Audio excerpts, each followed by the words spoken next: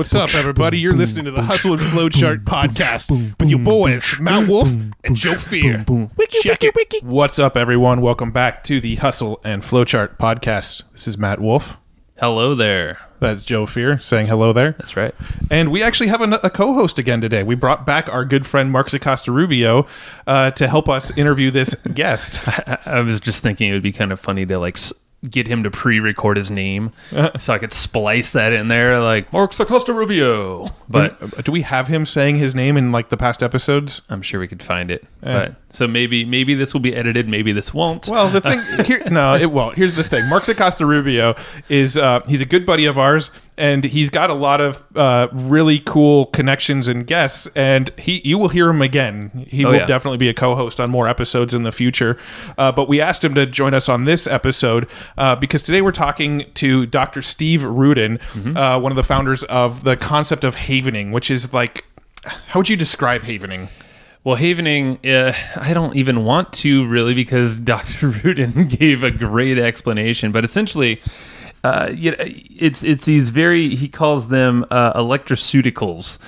So if you think about pharmaceuticals, it took me a second to actually understand this, but he's creating these touches on your body in very specific places. There's 3 spots he'll get into that can help you essentially lessen any anxiety you might have, or traumatizing experience, or really anything that you can imagine that holds you back in life. Right. Could be really bad sleep. Maybe there's something that's stopping that somehow. Yeah. And so this was a very new concept to us. Joe and I were not familiar with havening before being introduced to Dr. Ruden. So we asked Mark Acosta-Rubio to come join us because he knows havening. He's done havening. He knows a lot of people that have amazing results with it. He's had his own amazing results with it. So he had experience in actually using this technique. So we wanted to bring a guest in who had good experience with this technique and help us with this interview. So you will notice in this episode that Joe and I talk from time to time, but this really is a sort of an interview between Marks and Dr. Ruden talking about this havening technique. And then Joe and I are kind of jumping in, adding our own commentary and adding questions from time to time. But, Marks does a great job of leading Dr. Ruden down this path of helping you understand what this havening thing is. Yeah, and it's enlightening because, most of the time Matt and I were just like, we were the students. We are the students. And we'll ask questions where they kind of fit there, but at the same time, I think a big thing when you're listening to this, there's a lot of science, so just make sure you're engaged there, especially towards the beginning, because there's definitely some terms that you probably never used, like electroceutical is one of them, and he'll explain that, Dr. Ruden will. But at the same time, just think about how you can apply this technique after you understand the science, because that is key to seeing why this is important. But think about how you can apply this in your life, and think about a prompt or something that you can use in your day-to-day life if you are noticing you're getting a little stressed out, or you're flustered, or you're just, whenever your wife or your husband talks to you and you feel like you just snap all the time, there's probably a reason for that. There's definitely a reason for that. So think about those times when that pops up, and you can actually use this technique. So it's extremely effective, and it's very actionable stuff. Yeah, and it's something that high achievers use, so you could definitely apply it here. All right, let's just jump on over and let these guys explain it. Enjoy. Hey, Steve, thanks for hopping on the show with us here. My pleasure. Pleasure to be here. Yeah, and we have our trifecta, so we have Mark Acosta-Rubio back. How you doing? Doing great, bud. How are you guys doing? We're awesome. No, this is always when we can kind of pair up here and then bring in one of your friends and mentors and someone that you follow. It's always a cool conversation. Well, the 3 co-host dynamic is always fun because we all 3 of us kind of approach questions from a completely different angle. So it's always fun to see the different approaches of how we tackle these conversations. Yeah. Well, you guys ask the questions, I throw the grenades. So what you're saying is we do the soft pitch underhand throws, and you throw the fastballs. Right. Got it. I just want to see who's going to jump on the grenade. But we're the nice guys in the room. It's going to be amazing because Steve is an incredible guy, super fascinating, great history, and him and his brother have developed this psychosensory therapeutic affirmational super cool approach called havening. So you guys do your thing and let's see what shows up. Yeah, no, well, I'm going to ask you guys, maybe Marks, you are better, but how is the best way to present this? Because, you know, in all transparency, Matt and I have not experienced havening other than what you've shown us, which are arm strokes and some, you know, face techniques there. Well, I think the best way to do it is to let Steve himself tell the history of how this came about, you know, why it happened and where it is today. And, you know, let him explain. I mean, he is one of the co-founders. I mean, you can't get closer than him. Yeah, let's make it happen. So, Steve, let's take us through that journey. Okay. Well, I have been blessed to have had a partner in life before birth. And I have an identical twin brother. And he and I, from time to time, do projects together. So about 2004, he calls me up and says, I got to tell you a story. One of my friends named Paul McKenna called me up and said, have you heard about tapping? And my brother goes, no. And he says, well, you should look it up. It's a guy named Roger Callahan, and the book is Tapping the Healer Within. So, of course, my brother goes, reads the book, and the next day he comes into the office and says to anyone around, does anyone have a phobia? And one of his doctors, he's an internist, and one of his doctors says, yes, funny, you should say I have a cat phobia.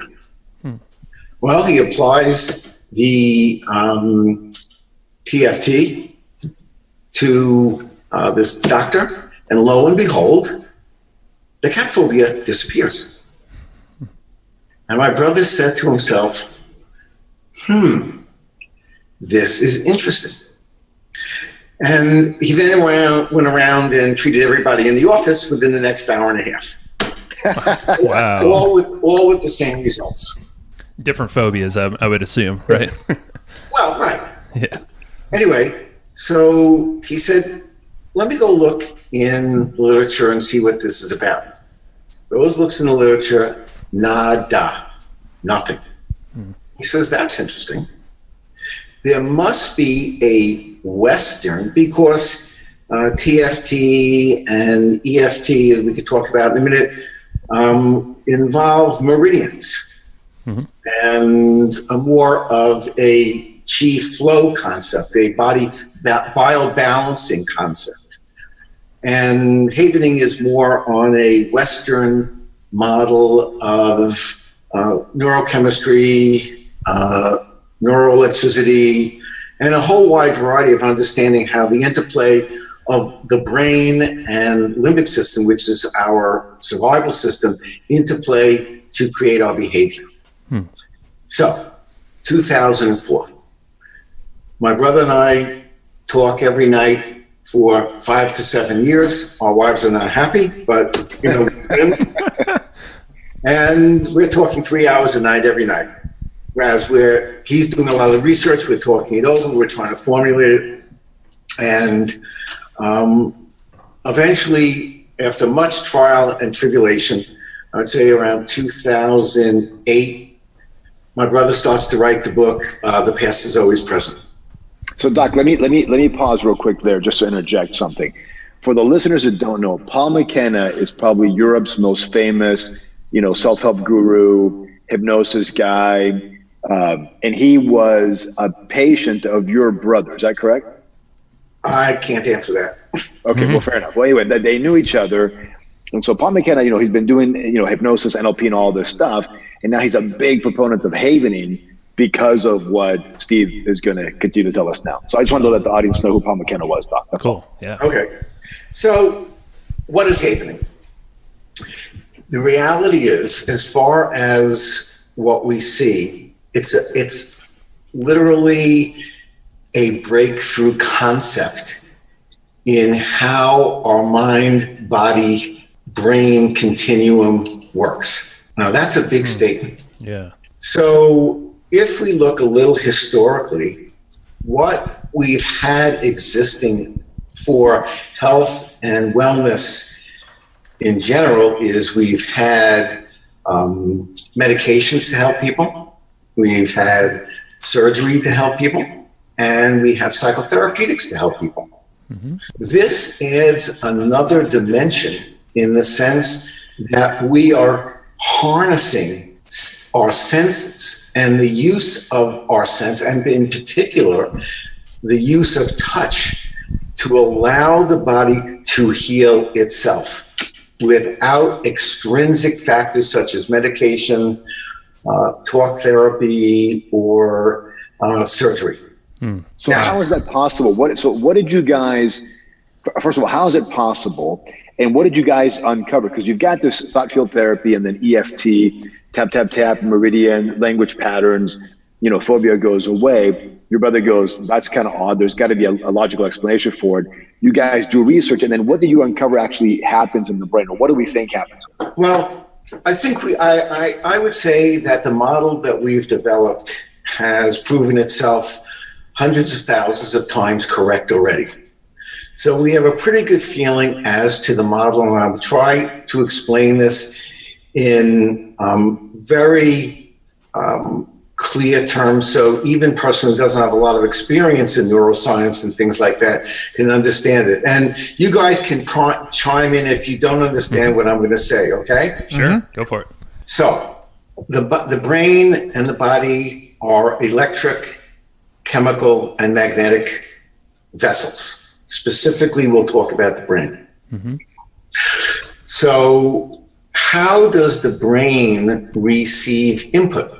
It receives input from the five senses: taste, touch, sound, hearing, and vision. These senses come in as electrical and chemical elements, mainly electrical, and then they're transduced into electrochemical signals. So if I am seeing a pretty sunset, the image comes on my retina in terms of those photons. It gets transduced or created into an electrochemical response, which goes to the part of the brain which interprets it, which gives you a sensation. So far, so good? Yeah. Yes. Now, what happens if this sensation is a threat? Freak out mode. And if this threat is sufficient to cause an internal change in your brain so that it will always remember that threat moving forward. Very valuable thing that the brain can do. So anytime you come up across something that is a threat that is even similar, your brain will go, okay, watch out, there's something may be bad happening here. So, Doc, so are you saying, so in terms of threat, it can be both external and internal, right? It could be based on how we perceive it, or maybe an image we make of ourselves, or internal dialogue. It doesn't have to be something we see, right? It could be a variety of different inputs, correct? I mean, it could be epigenetic. Fair enough, right? Okay. And it could also be depending, because two people see the same thing, one freaks out, one doesn't. Well, that has to do with the resilience and vulnerability, but we could talk about that in a moment. Just real quickly, what does epigenetic mean? Epigenetic means it means altering gene expression. So you have a gene that expresses, let's say, your movement of your bowel. And then you have an event, or the gene somehow modifies it, and it creates another circumstance for your bowel. And then you may develop IBS because of this. Irritable bowel syndrome. So we in Havening understand now that when a threat, which is entered into the mind-body-brain system, enters into it, it is transduced into an electrochemical signal, which goes to the thinking part of the brain, as well as the part of the brain that responds to fight and flight, so we can be safe. And that's the limbic system, right? That is called the limbic system. Under a specific set of circumstances, the brain sets off an electric wave called the gamma wave. This interacts with another body part in the brain called the amygdala. And because of the neurochemistry and neuroelectricity, it permanently plants on the amygdala a red flag. And this red flag now remains there permanently to make sure that if you ever come across something even similar to that, you better be prepared to run or fight. And it creates those neurochemicals in your system that are preparing your body. So adrenaline and things like dopamine and cortisol, these are the things that the body prepares when you're presented with these threats. And so, Doc, so the limbic system, which I think is the oldest part of the brain, I think, what is it, 10, 20 million years old? It's a defense mechanism that it's evolved to keep us safe, right? Put it another way, it's our survival mechanism. Right, and then it encodes that, meaning it uses the amygdala and gamma and all this fun stuff to say, hey, look, we're gonna make this an automatic response now that we believe it to be a threat, so that you are safe and you can take appropriate action. The problem is we don't live in the savannah anymore. Is that correct? Well, it's not that so much. It's that one of the problems that occur when something is encoded like this in the brain is that there is no shutoff valve. If you went back and tried to recall a social studies class in 7th grade, you would have a difficult time recalling it. Mm-hmm. However, if I had you recall a very traumatic event in your life, you can recall it as if it were yesterday. Mm. So there are specific ways that memories, specifically memories that relate to safety, are stored for biologic reasons. However, the problem is that these particular red flags remain biologically active. Hmm. And what does biologically active mean? That means that if I scan my environment and I was bitten by a dog and I became traumatized by dogs, if I saw a dog walking across the street, my heart rate would increase. I would see dog, I would see bite, I would see afraid, boom, move away. Mm-hmm. So it's like in NLP terms, it's an anchor. Is that correct? It's a adverse stimuli. Like a Pavlovian ring the bell, for like the whole Pavlov ring bell salivate. It's you've now that stimulus triggers a response. So here might be an example that I'm thinking through, and you can kind of let me know if I'm on the right track or not. So. Like an obvious scenario for probably everybody here is September 11th, right? Everybody can kind of remember exactly where they were, what they were doing. Like that memory is very vivid for most people that were alive at that time, right? Mm-hmm. Now, today, fast forward, what has it been? 17 years? Fast forward 17 years. If I'm in a city and I hear a plane going over and I look up, I might go, for just a split second, I might think to myself, hopefully nothing's going on with that plane. Right. But it's probably not traumatized in your brain. It's a difference. As Marx correctly stated, some people will view the same event and have different outcomes. But let me get to where we're headed. The red flag is a actual thing in the brain. It's called an AMPA receptor. And this is the red flag that in your brain, when something happens like this, not only does it remember the scene, but it remembers everything about that scene. So it also encodes in the brain things that are peripheral to the thing that was really threatening, and sometimes things that are peripheral are also stimulatory to create those stress hormones of norepinephrine, dopamine, and cortisol.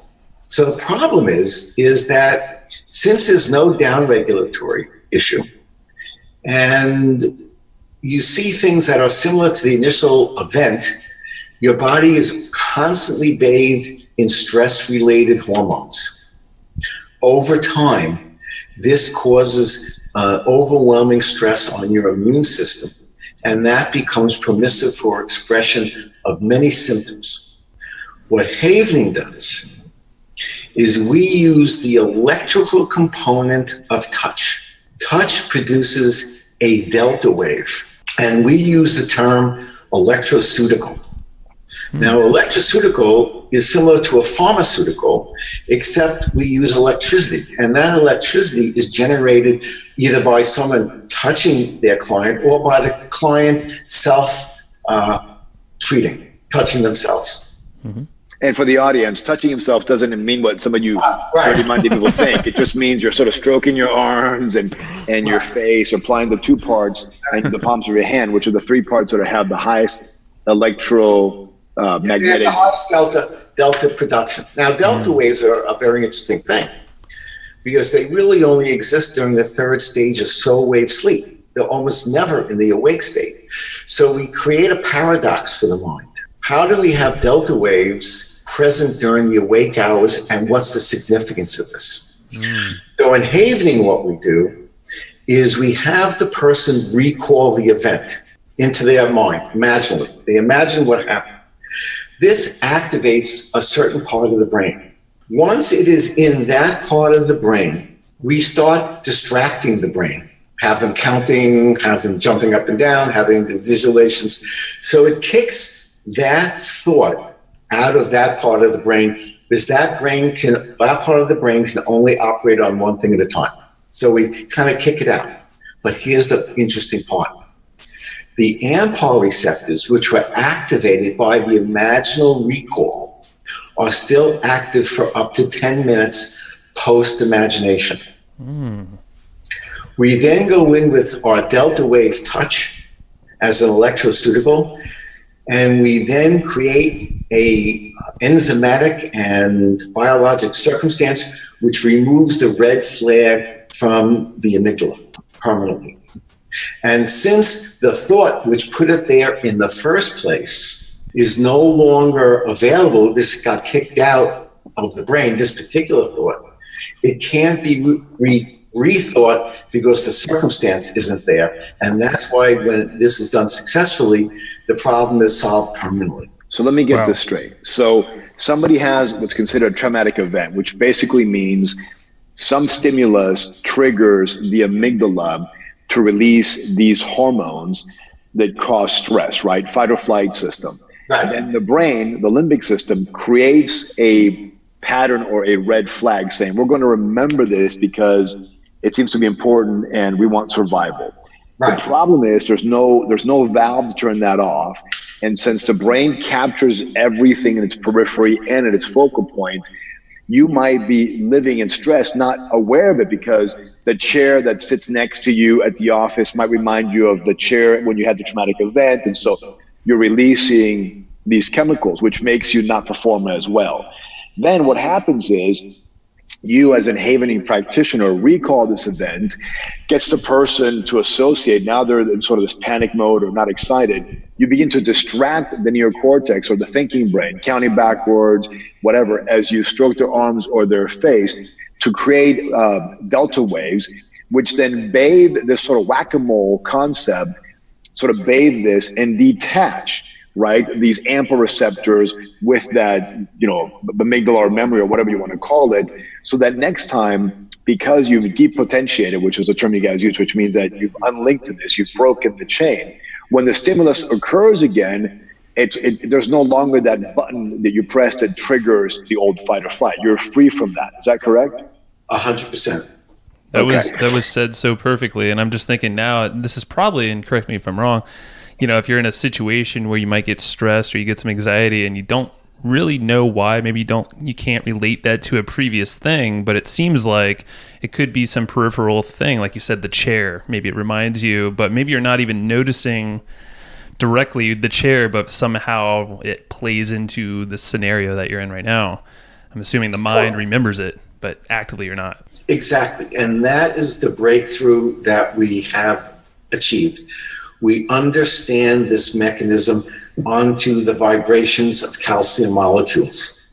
And the calcium molecules, they're the ones that delink the memory from the AMPA receptors or the trigger. Is that correct? The calcium molecules have to do with the development of two particular enzymes. One which is calcium.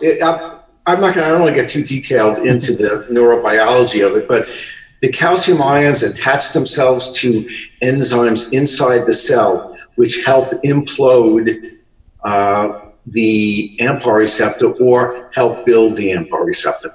They work in different ways in different, and they're modulated by the electrical current that is going through the circumstance at the time. So in an encoding, we're seeing very high frequency gamma, and a de-encoding or depotentiation, a low frequency delta wave. That's why we look at these things as electroceuticals in terms of how we apply these things in allowing the patient or client to heal themselves. Got it. So Doc, let me ask you this.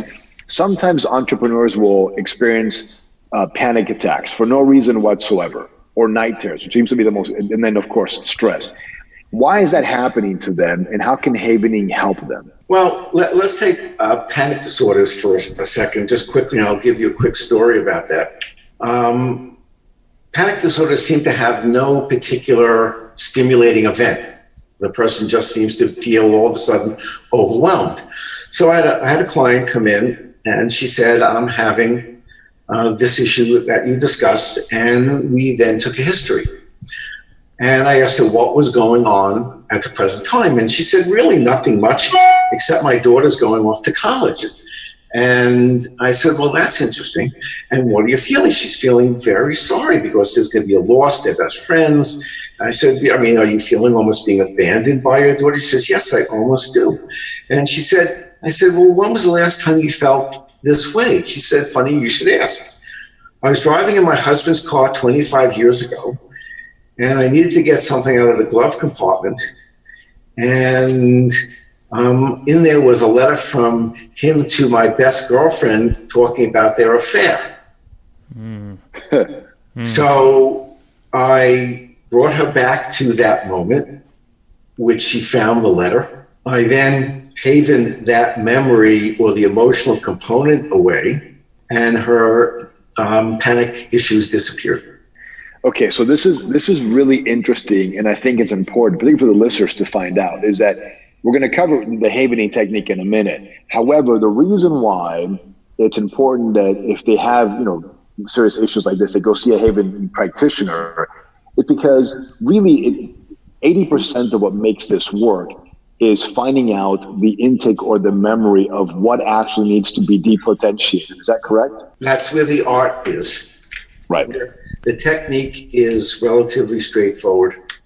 It's the art, just like everything else. It requires the art of developing a lens of perception that you're thinking like the amygdala. And it seems like you're doing that with that prompt that you just said there, which in this case, it was, when is the last time you felt this way, ... whatever that might be.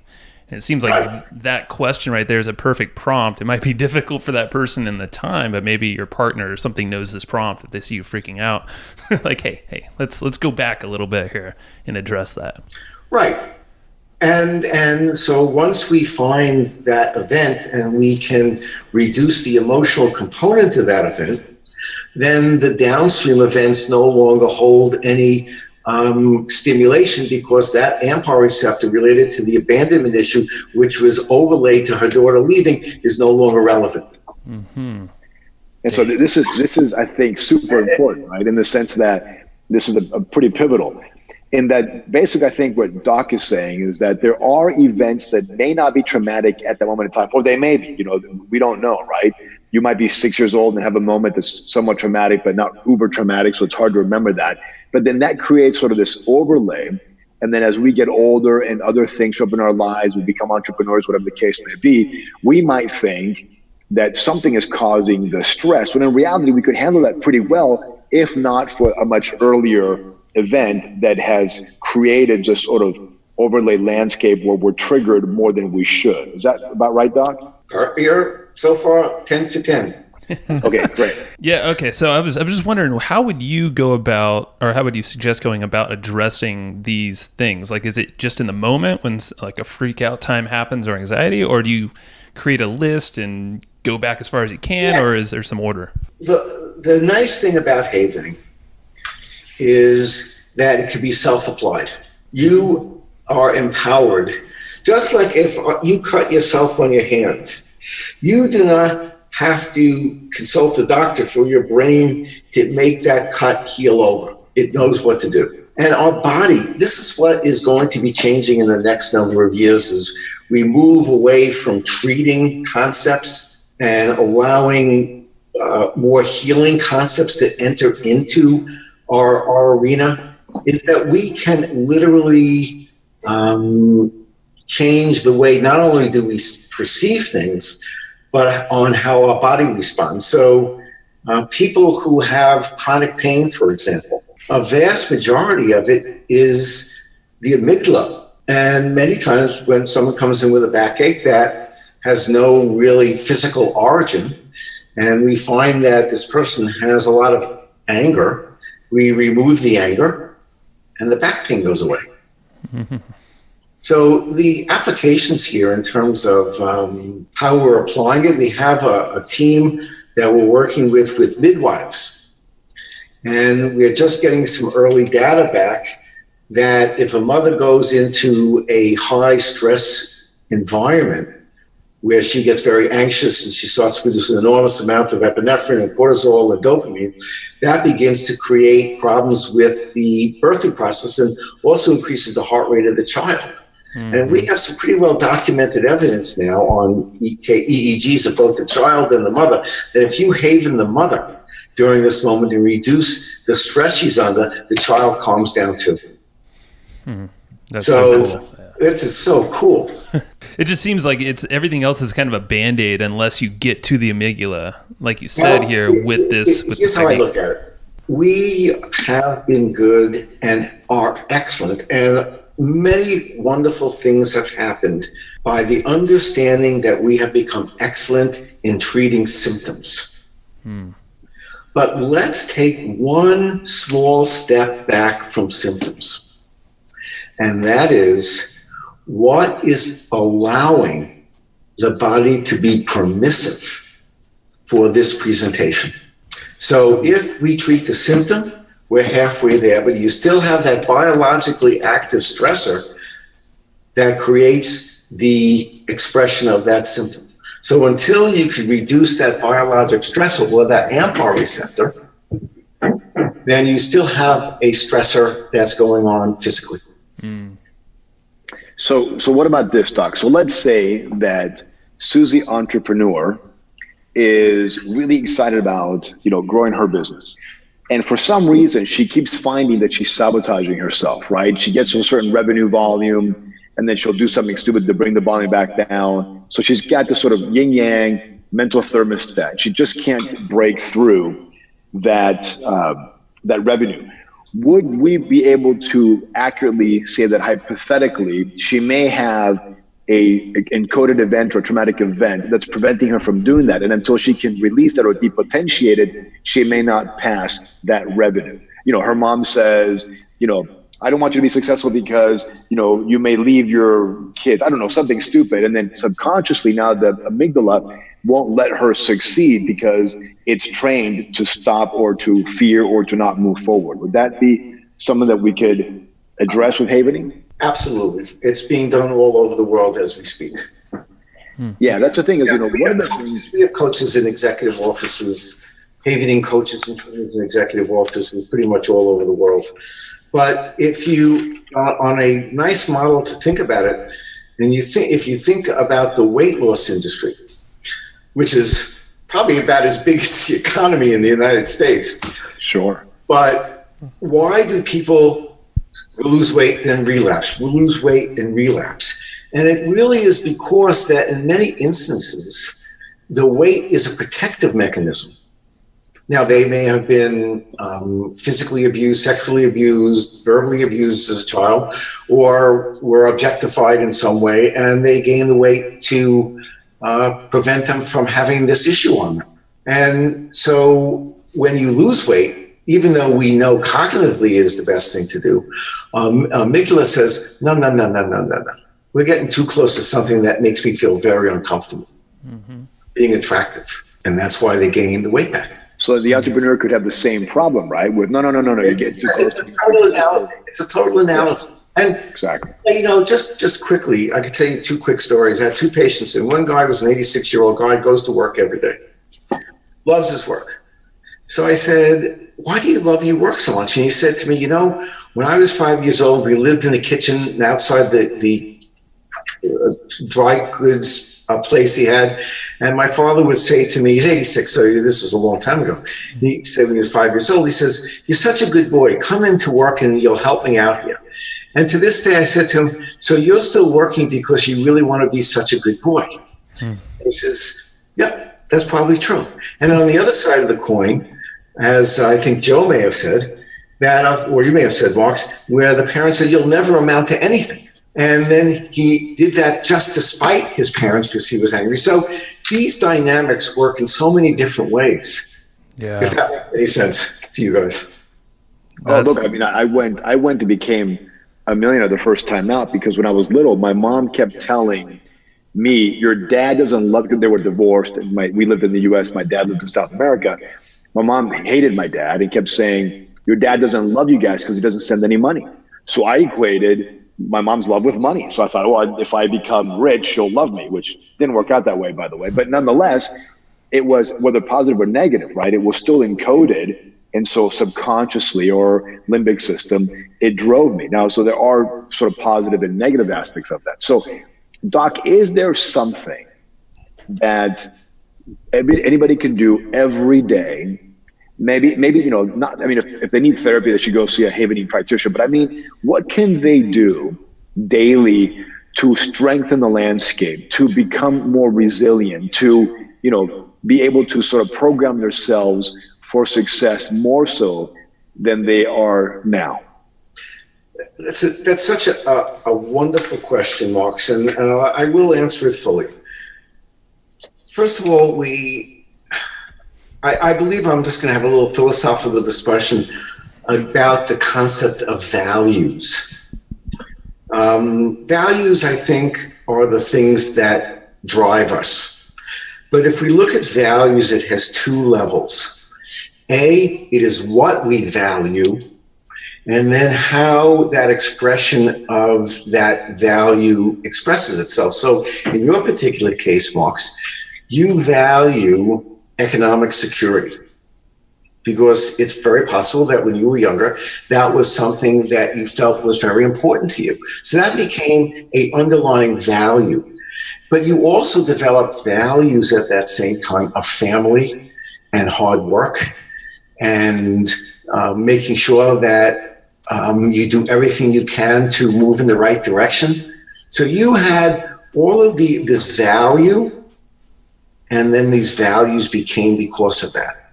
So at the beginning of the day, if you want to self-haven, I'll describe that now, you can take the palms of your hands and rub them together as if you're gently washing your hands with a nice soft soap. And that's one havening move. The other havening move is to cross your arms in front of your chest with your hands on top of your shoulders, and in a 1 second cadence, slide down to your elbows with a sensation of kind, but with authority. And the third one is placing your hands on your cheekbones and gently stroking back as if you're washing your face in 1 second cadences. Now, these three spots have been shown to be the most delta wave producing in a work by Mel Harper in the Journal of Traumatology a number of years ago. So that is why we use those spots as compared to meridians and other things. Even though I suspect, even though I don't know for sure, EFT may work by similar mechanisms. The whole philosophy of EFT is different than havening, but it's not. It doesn't mean that it's bad. It's just different. We feel that these tools are very, very, very valuable and very powerful. And you want to make sure that when people do these things, they're doing them with a sense of ethics involved in it. So we've structured our business structure over time to grow organically, where we couldn't just bring this thought out in the book because who's going to do it? So we had to develop training programs and international copyrights, and then develop trainers, then develop certification programs, and then develop legal issues that keep everybody safe. So, and all over the world. So this is where we are now, is we are an educational training company. where we have people going out and training other people to be practitioners, which is a process, and then they can go out and work in their practices and apply this technique. Long term, once we get a critical mass of practitioners, which we're well on our way, we're in 22 countries and 8 languages in 3 years, that we will begin to see if we can license the brand to a wide variety of health-related centers, and see if we could but these are future thoughts and ideas. But at the present time, we send people into third world. We have teams that go into third world countries to refugee camps and train havening to the people who are running these refugee camps. Wow. We work with first responding teams, educators, midwives, police officers, So, it's funny you say that, because I was a little while ago, I was in the martial arts class, and I was sparring with this girl who wants to be an MMA fighter, and I hit her a little bit too hard in the stomach. And don't judge me, guys. She was fighting, okay? And she just bent over and was about to cry, runs out of the studio. I chase her. She's about to throw up. I'm like, don't do it. Just relax. And she's crying, and I felt terrible. So I started havening her. And I go, look, this is havening. I started talking. She goes, I know what it is. They've trained me in it. I was like, who? She goes, I do HR for this company stuff. And so within 5 minutes, she was great. Stomach pain go away. I didn't feel like an asshole anymore. And, and life worked out well. But so, Doc, so back to the whole thing of, so we got these 3 techniques. So what does a guy or gal do in the morning? Generally, I'm going to give a very wonderful thing that we use in some of our trainings. So you can choose. Now, what we've learned is we actually have measured by a thing called a focus band, which fits around your head, which part of the body generates the most delta waves, because it varies from person to person. Some are hands, some are face, some are arms. So the person has to find that one of those 3 that works best for them. And then I would just spend 5 minutes havening, just chanting these 3 words: safe, peaceful, calm. That will set your intent for the whole day. So you won't go out very high noradrenaline. You won't go hot. You'll be able to look at things with a clear focus without the problem of being anxious or stressed. And it helps when that is, even though short-term anxiety is a good thing, it's very clarifying, but long-term it's very destructive. So I got to tell you a funny story. So I've got, I coach for business. I got a client who I coach for business who's very hard driven and, super like, let's go get him kind of thing. And then they meditate every day on average 20 to 25 minutes. But we found that he said he couldn't get this sort of meditative state. So I said, look, why don't we try this? Try havening. Just haven your arms or your face, and I told him the 3 techniques, and just sit there for 5 minutes and repeat a mantra that you love. And his was, peace, right? So he now does peace for 5 minutes, and he says he gets more value from those 5 minutes of havening saying peace. And he'll go peace, and then go back up and go peace. That's how he does it.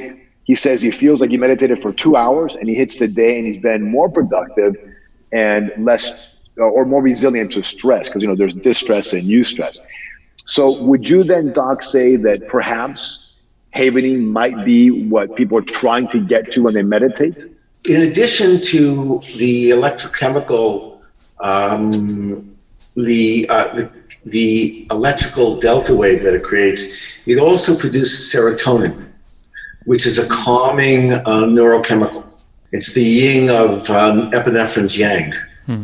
So light touch, so when you go to massage therapy, for example, when you come out, you feel like, ooh, that's pretty relaxing. It's tough to focus, tough to put your mind to something. If you normally focus like a laser, and now all of a sudden things are pretty gushy. It's because you have a great deal of serotonin. So not only is havening good in that way, but on a calming effect, it has a serotonergic effect. It's they have a drug for that, which is Xanax, which is selective serotonin reuptake inhibitor, which means that it prevents the uptake of serotonin, which keeps it in bathing the brain a little bit longer, and that's why you stay calmer. So I would say that if I were to, self-havening, at the end of the day, learning how to truly self-haven will be the single biggest advantage of havening in the world. Because the person who learns how to do it well can overcome almost any things that they have in their way by doing it themselves. But it's just the way it is. Hold that thought, because I think that's pretty powerful and important.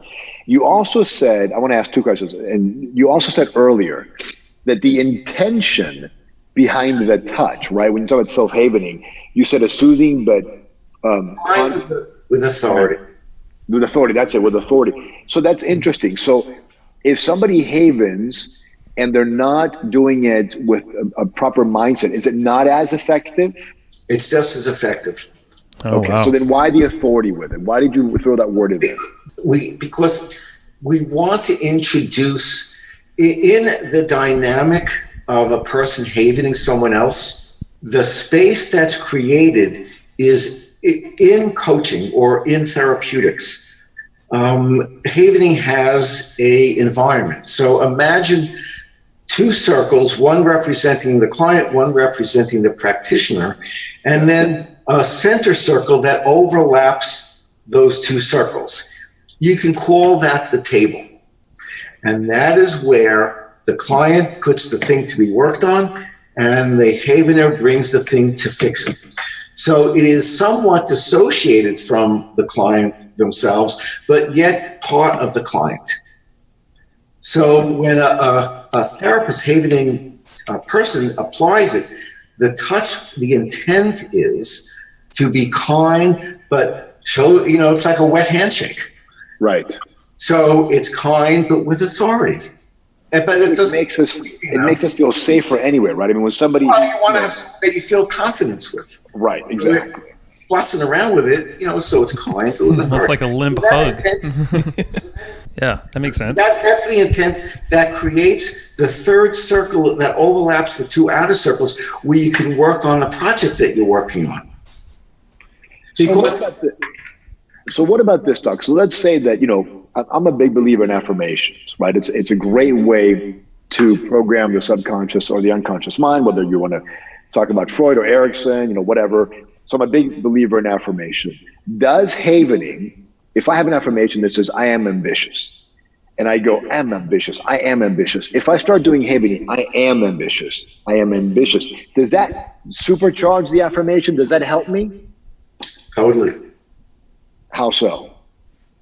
Well, we have, this is called the havening techniques, which means there's more than one technique that we use. And we actually have 7 techniques, but we have a number of techniques that fall into the category that you're talking about.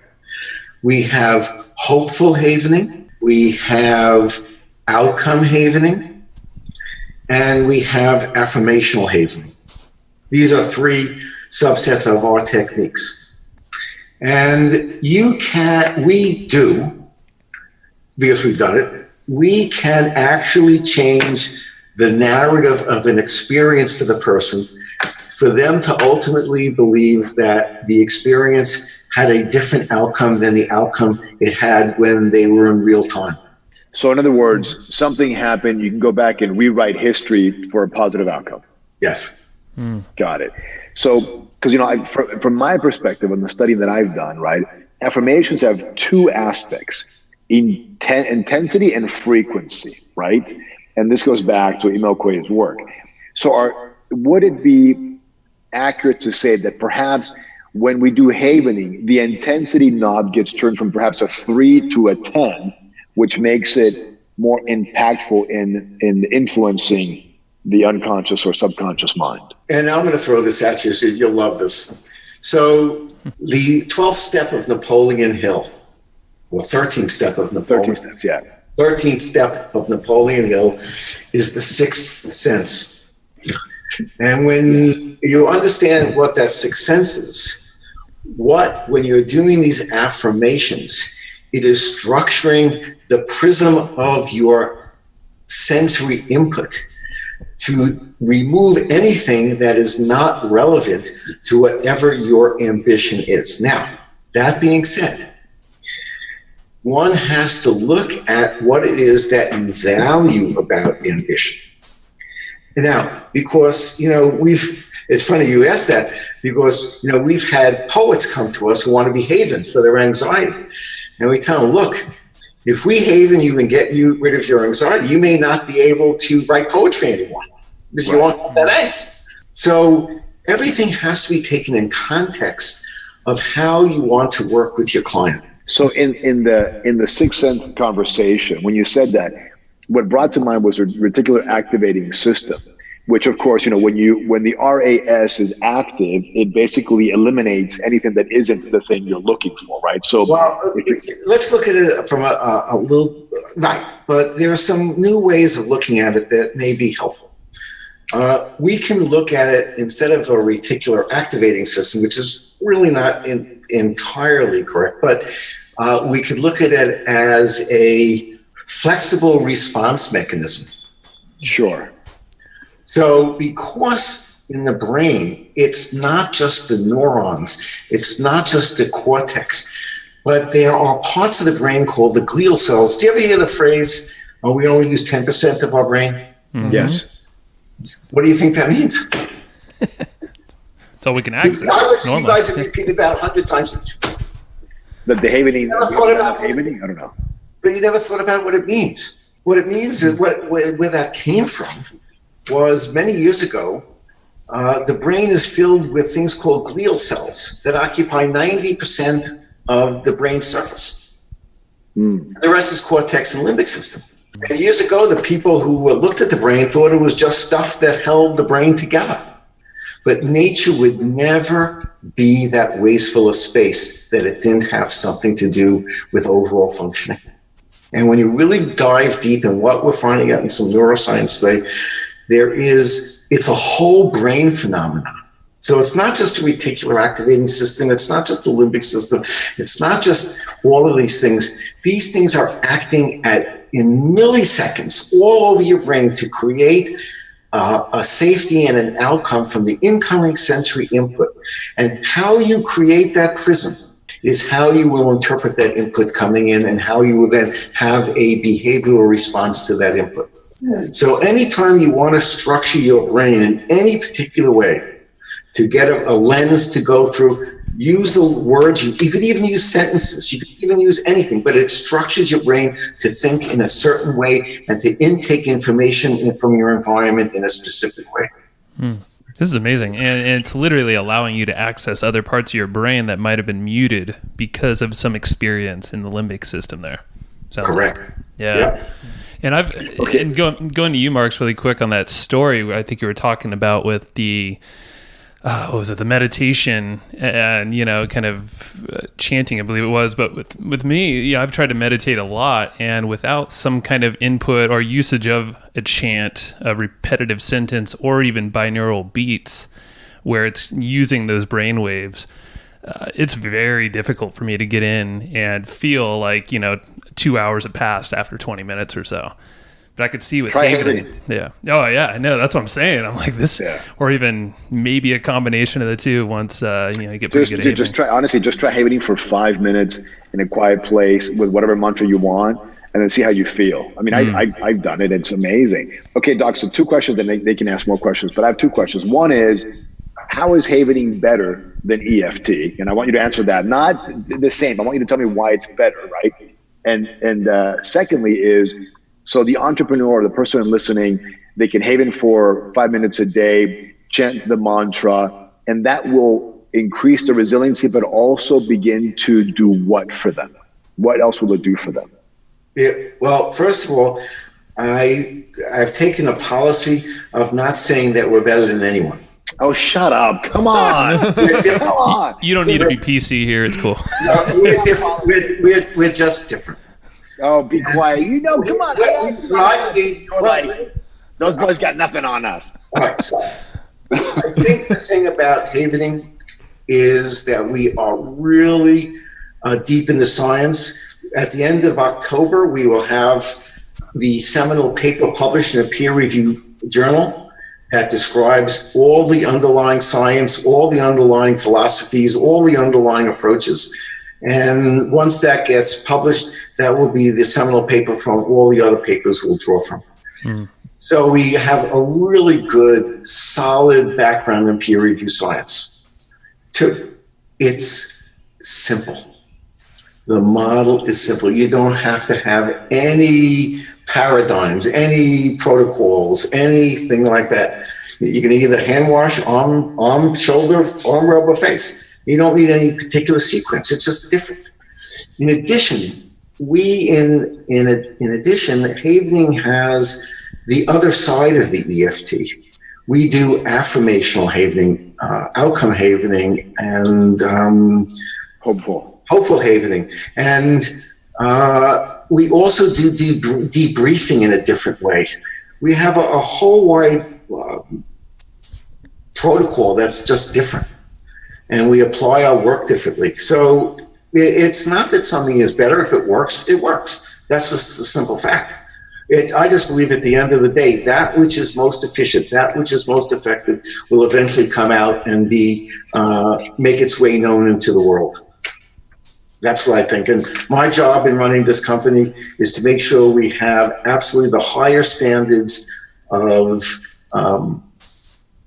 science, ethics, and the people who we are now working with all over the world really meet extremely high criteria of education and client-centered work, and just across the globe, we have astonishing people working on this. So how long it will take to do this, we're 5 years in.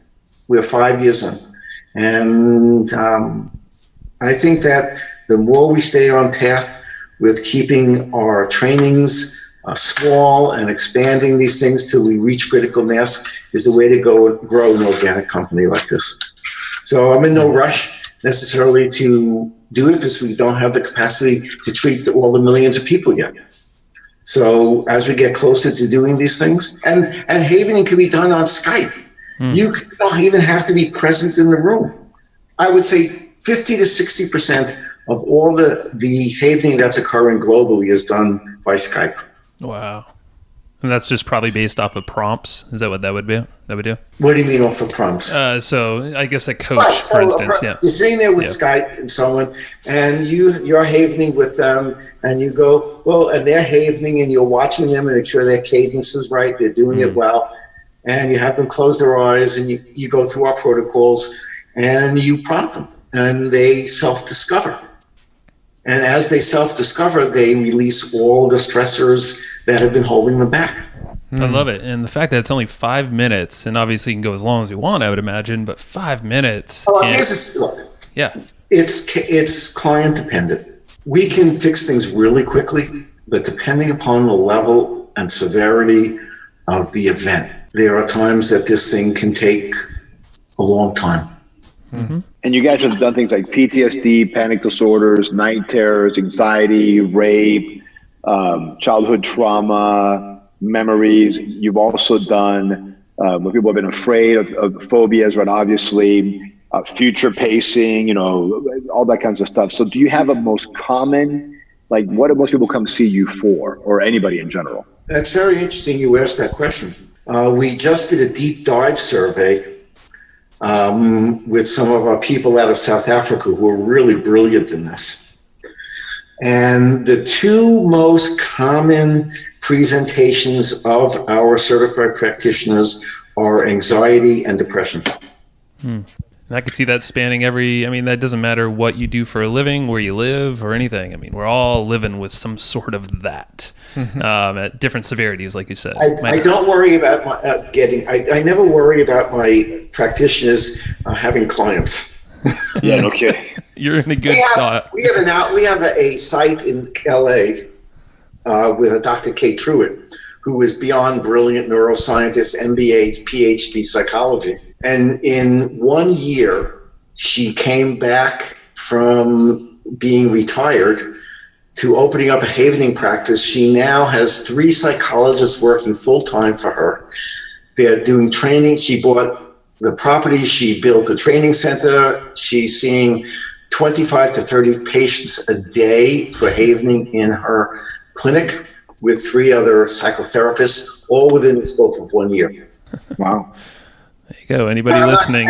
She has particular marketing approaches and things like that. But we're now, with our deep dive survey and some of the other things we're doing, trying to find out exactly who our market is, where we're going to head with this, how they best like to learn, where they're going to learn, what they want. So we're working on these levels internal to the company to be able to present to our customers, who are therapists and things like that, and then they lead to their end users, to be able to expand this.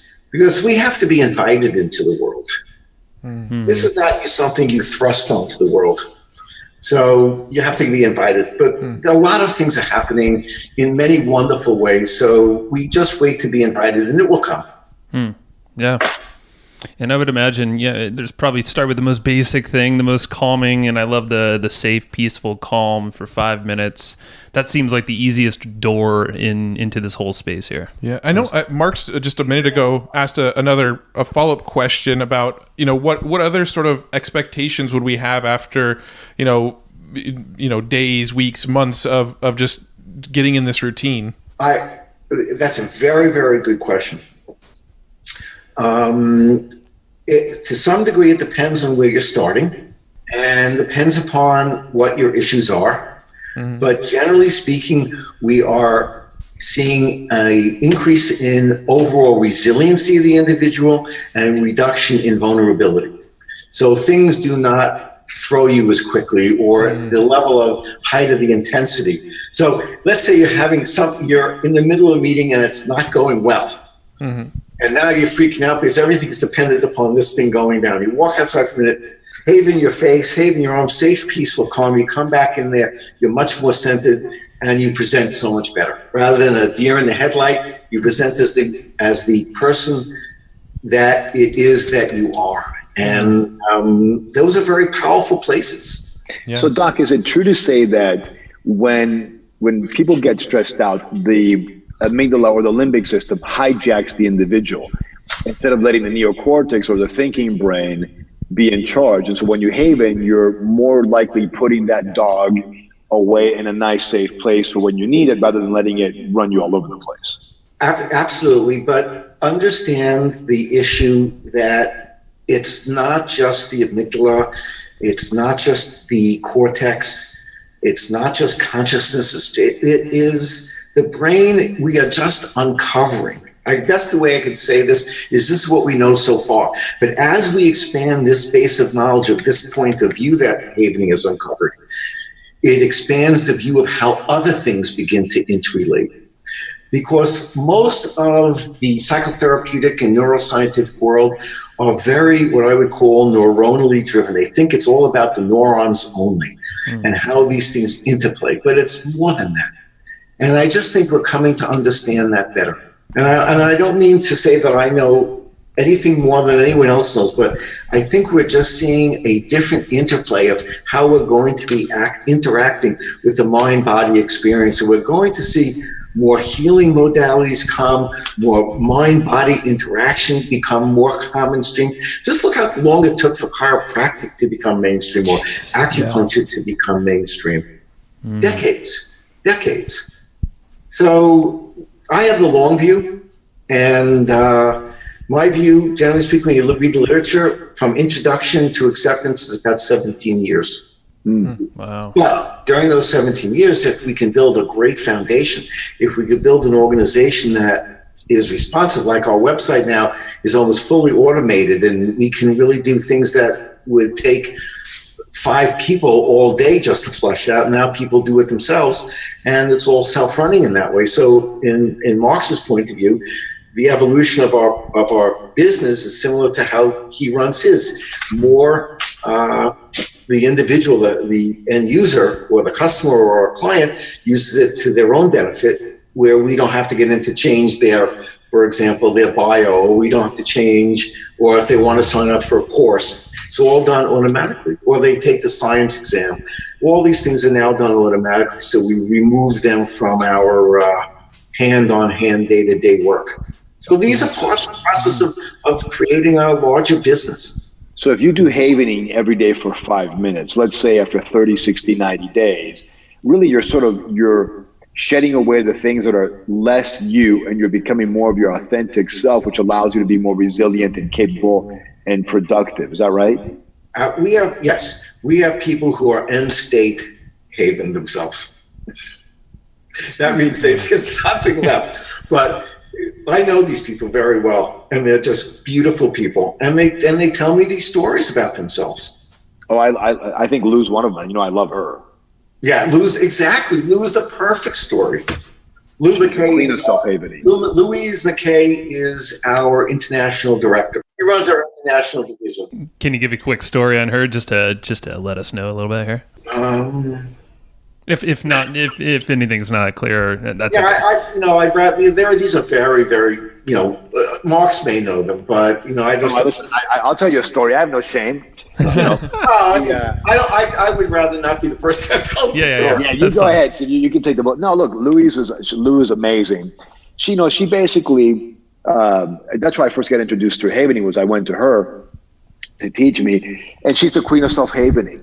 And she says every time she has an issue, she just goes and havens it, after she has, like, for example, she saw a video of a poor puppy or a dog being mistreated that really sent her for a loop. And she couldn't believe that video, because she's a big dog lover, couldn't believe the video had sent her for the loop. So she ran to the kitchen and she just havened herself and, peace, calm, safe, all that stuff. And for about 20 minutes. Until she could get it off. And every time she runs into something where she feels that it holds her back, she just self-havens it. And if anybody ever meets her, she's just bubbly, she's vibrant, she's hilarious. She's not, the messiah, right? She's not like a person without issues, but she really has nothing left. And if something comes up, she gets rid of it really quickly, because her standard, her level of I guess, self-love, or whatever you want to call it, is so at the upper echelon. But she doesn't tolerate anything, right? She won't tolerate someone that doesn't make her be at her best. Mm-hmm. And I think that's pretty powerful, right? So, I mean, she was, I think, afraid of a bridge or something, and she had her loving husband, Ian, drive her through the bridge. And she just havened while they went through the bridge one time. Wow. After that, she was fine. I mean, she is an absolute dynamo when it comes to this stuff. And it sounds like she's just ultra aware. She's now programmed this in herself to be aware of a time where she doesn't feel like herself. Because I know a lot of us are walking around with a little anxiousness in our stomach or wherever it shows up, and you're just like, it's normal. I'm used to it by now. I'll tell you what. So, like, I'm noticing that I was checking my phone more than I'd like to on a regular basis. So what I did was, every time, this happened after we got back from our vacation, because I was anxious about what email am I getting and what's going on, when I had no reason to do that, right? So I said, every time I had the urge to check the phone, I said nope, and I would just haven, like for 30 seconds or a minute. And so every time, and then what ended up happening was, I no longer had this connection between having to check my phone and actually checking it. So now I only check it when I feel that I need to check it based on what I want, rather than this addictive calling me. Does that make sense? Right. Yeah. Definitely. I love it. Now, there's so many ways to apply this, and so many cool stories I'm sure you guys have, both of you guys. I don't have as many as Steve. I mean, he's been doing this for 17 years and has havened thousands and thousands of people. And he's also a trained coach and a hypnotherapist, which you didn't talk about. He's also a doctor. So, he's got some chops. Oh, yeah. No, and I want to be careful of you guys' time, too. So anything that you want to get off your chest there, Doc, that you feel like you want to share with the audience here, or just any kind of cool stories before we wrap it up here? A cool story. Anything that resonates. It's always good to get something out there that we might not have asked. I think the best phrase best thought I could do is, people need to come to believe that change is possible. You can actually change the circumstances if you so desire to. And if you don't believe it, can't you haven that belief so that they do believe it? Yeah. Yeah, because a lot of people talk about how a most people don't change, and the only way change happens is through a traumatic event. So this is, a potential bypass of having a traumatic event necessarily.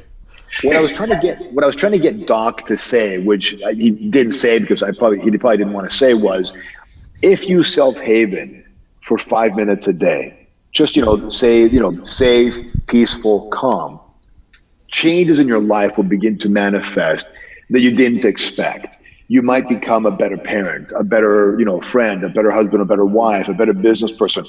All of these things will begin to possibly happen. Now, you can't make those claims because nothing's guaranteed, but I've seen it over and over again. Now, it may not solve all your problems, but you might be surprised at how cool it really is.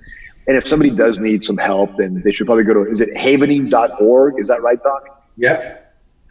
Yeah. On that site, it's our website. We have a few things. We have a wonderful Facebook forum. It's a closed group. It's by invitation only, in which we discuss cases and concepts and ideas. So we have on it now well over 1,000 people all over the world. These are not random people. You have to be invited on. And we every day talk from people from South Africa to New Zealand, to Vietnam, to the Yukon, to Alaska, Norway, Spain, Germany, France, England, United States, all over the world. And that's a wonderful Facebook page where we actually do things like self-havening, and someone leads people who want to come and self-haven with him, or any people who are running into thoughts on how to handle a particular case. And then the website is full of data and information. And if you want to go on YouTube, go on YouTube Havening and look at Tam Johnson, how havening works. And that will give you an idea of some of the underlying science that's there. Perfect. And we'll make sure to link that stuff in the show notes here for the listeners too. Right. Great. Awesome. So Doc, when are you going to come do a havening certification seminar in Texas? Ooh. Well, I mean, anytime you set it up, you get 20 people together, we come. Okay. We'll come out there. Yeah, no, I would say LA, but I live in Texas now. So, you guys can figure out your own. But Texas. I just came back from Alaska. When I was in the Yukon and Vancouver, and, I've been floating around with this stuff all over the world. Well, San Diego's a nice place. Dallas. Yeah, San Diego, man. I love San Diego, but I live in Dallas. Hey, Joe, Matt, so maybe we can get a group of 20 folk and set up a time, and then have Steve on a weekend, and we'll hang out to, and I'll do some business stuff for you guys. But it'll be fun. I think it'll be kind of cool. Plus, Doc is in New York, and we're sort of the flyover state. He needs to give us a little love. You have no havening practitioners in Texas, by the way, Doc. Zero. Actually, the Hardens I'm pretty sure are in Texas. We do. If you go online into havening practitioner, do Texas, Hardin, I think, is a practitioner. That's the last name in Texas. They must be new, because the last time I checked, which has been a while. I think the husband became a certified practitioner just recently. I'm almost positive. Texas, absolutely. Good for them. There you go. Joe, Matt, or anything else you want to ask me? We covered a lot of ground. Yeah, I think we can go on for a very long time. So how about this? I know myself, I'm going to be havening like a madman for every day, probably start and finish of the day at a minimum. Well, let me know how you're doing that. You could write to info@havening.com, info@havening.com, and let me know how you're doing with it. I love it. Thank you, man. And listeners too. Yeah. If you want to maybe join out in Texas, or if there's some interest, then hey, just email us, to get a hold of us, Evergreen Profits, and let's make something happen. So I'm going to try to persuade the Doc offline to do a havening certification with an extra day on business. Ooh, so that cool. we can bring our top executive coaches in for that who do havening. Oh yeah.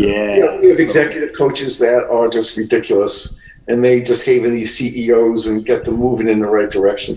I'm just thinking, like, just a typical entrepreneur, and like you said, a CEO. Just imagine if you gave them the tools and the power to then educate all their employees, their leadership staff. All that trickles down, and just the amount of stress that happens at a leadership role for a lot of, I mean, everybody. So imagine you go to your company, right, and you have employees, and the first thing everybody does is 5 minutes in the Haven, and maybe they Haven, safe, peaceful, calm. Or maybe they Haven the mantra of the business. We provide great value for our clients. It's the Haven, or whatever, or we're awesome, or we're a team. Who knows, right? Who knows? Right.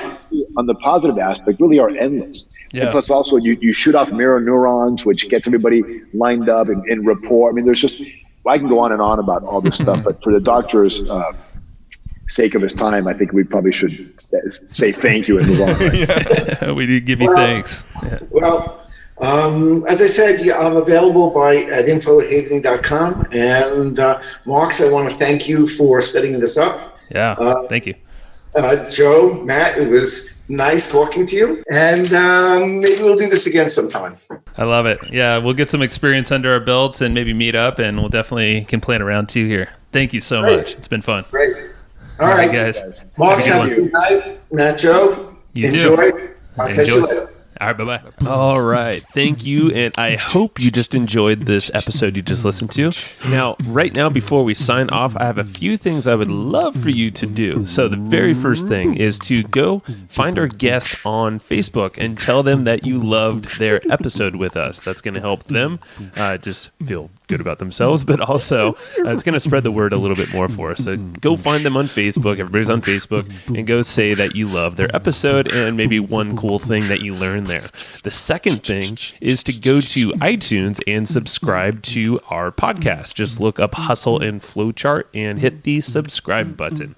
And the very last thing, the third thing, is to leave us a review on iTunes or wherever you're listening to this podcast and help us spread the word more. That's how more people are going to get this awesome knowledge, this cool podcast training, and a whole bunch of other cool free training that we give out at evergreenprofits.com. So that's about it. Go find them on Facebook, go subscribe on iTunes, and leave us a review. You would be amazing if you did that, but you're always amazing. So thanks for listening, and we'll catch you in the next episode.